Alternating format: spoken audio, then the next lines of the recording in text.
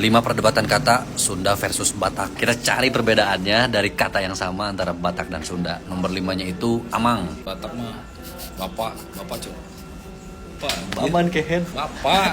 Amang tukang baso, paman tukang baso eta teh. Nya di Bandung kan kira mun ka Medan aya tukang baso mang ulah. Orang bapak maneh gitu. Nomor 4-nya tunduh. Tunduh itu ngantuk lah.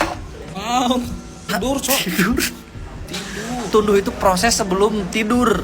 Ngantuk. Tidur cok. Sejak sebelum Firaun lahir lah. Tunduh itu ngantuk, Cok. Rakyat tunduh ke Firaun gitu.